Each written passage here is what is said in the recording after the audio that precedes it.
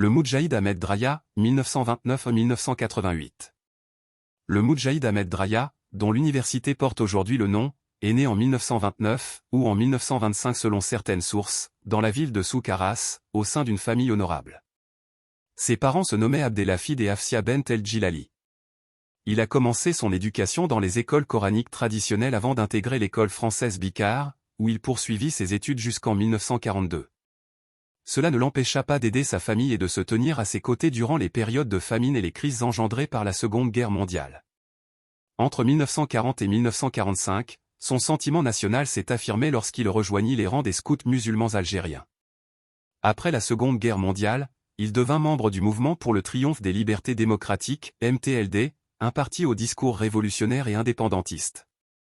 En 1953, il dirigea un groupe scout aux côtés du Moudjahid Baji Mokhtar, puis fut chargé des liaisons entre Soukara et El Ouenza durant les premiers mois de la guerre de libération.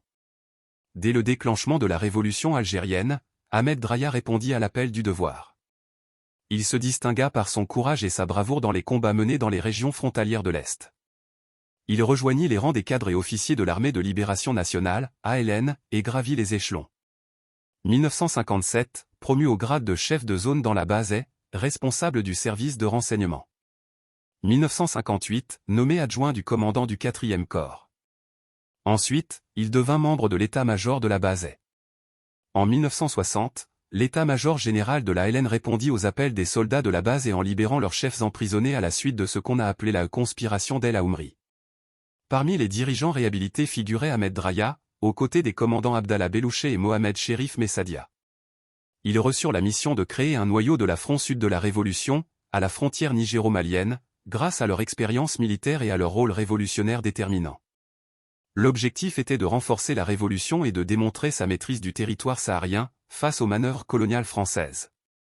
Ahmed Draya et ses compagnons se rendirent de Tunis à la Guinée, puis au Mali, où ils établirent une base arrière à Gao, au nord du pays. Là, Ahmed Draya fut chargé du service des communications et des renseignements. Avec Bellouché, Messadia et Bouteflika, il œuvra à alléger la pression exercée sur la 5e wilaya historique en relançant les cellules révolutionnaires dans les régions de Tua, Ain Salah et Tamanrasset, en mobilisant la communauté algérienne vivant au Mali et au Niger, et en attirant les forces françaises vers les confins sahariens. Après l'indépendance, Ahmed Draya fut nommé membre du comité central du FLN en 1964, puis membre du Conseil de la Révolution, aux côtés des figures historiques de la lutte de libération. Il occupa ensuite le poste de directeur général de la Sûreté nationale de 1965 à 1977, avant d'être nommé ministre des Transports pour une durée de 2 ans. Il fut remplacé à la tête de la Sûreté nationale par Elhadi Kediri. La période durant laquelle il dirigea la Sûreté nationale fut marquée par de grandes réalisations structurelles et organisationnelles, parmi lesquelles l'ouverture de l'école pratique de Soumaha, Blida, en 1969. La création de l'école supérieure de police de Châteauneuf en 1970. La mise en place des directions de sécurité de Viléa. L'intégration des femmes dans les rangs de la police nationale. La formation des jeunes au sein de l'école des cadets de la police. Le développement de la police scientifique et des technologies informatiques dans le domaine sécuritaire. C'est donc tout naturellement que l'école de police de Dar el-Beida porte aujourd'hui son nom. Le Moudjahid Ahmed Draya s'est éteint en 1988 en Algérie, à l'âge de 63 ans, après une vie entièrement consacrée au combat politique et armé, mais aussi au djihad akbar, c'est-à-dire la construction de l'État algérien et de ses institutions, que le colonialisme avait tenté d'effacer. Que Dieu couvre de sa miséricorde l'âme de ce valeureux Moudjahid et l'accueille dans son vaste paradis.